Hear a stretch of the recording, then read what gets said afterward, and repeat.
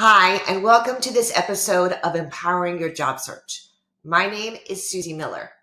This episode is brought to you by the Strategic Advisory Board and my company, Control Your Career. I am a certified behavioral analyst and an executive career coach. I work with executives who feel stuck in their situation.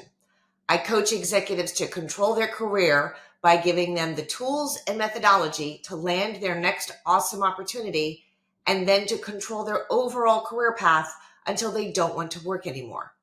So recently, a resume writer posted on LinkedIn that executives or anybody should not put the term or the phrase responsible for on their resume, such as responsible for revenue or responsible for the team or responsible for ensuring everyone is in compliance.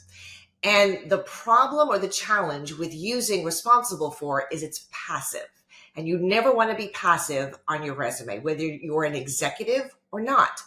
You don't want to be passive. You want to use action verbs. You want to state impact that you've had on the company. You want to state actions, ways that you've made the company better. Now, there are some verbs, action statements that are not as strong as you would think, such as contributed to, supported, developed, and managed. So contributed to, supported, developed, and managed are vague verbs. And what I mean by that is if you're in an interview and you have, let's say, contributed to on your resume, the first question a recruiter or the hiring team is going to ask you in seeing that verb is the first question they're going to ask you is, what do you mean you contributed to? Can you give me more details about that? What do you mean that you supported? Can you give me more details about that? Because you're an executive, you're in leadership. How are you supporting? Or using the word developed. Developed can be really vague. Developed can mean pretty much anything. Same thing with managed. Can mean pretty much anything. So you want to make sure when you are writing your resume that you don't use vague words, because when you're in the interview, you don't want to waste the interviewer's time or the hiring team's time by using vague words.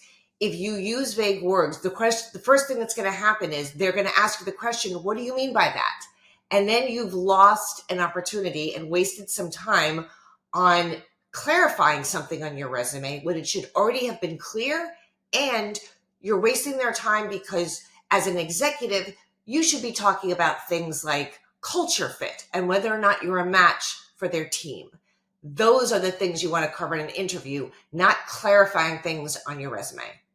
So thank you for watching today's episode of Empowering Your Job Search. I hope this was helpful to you and your career. If you need further information, just click on the link in the description and I'll be happy to talk to you about all of this. Don't forget to comment, like, and subscribe to the channel so you get valuable daily updates. I'll talk to you soon.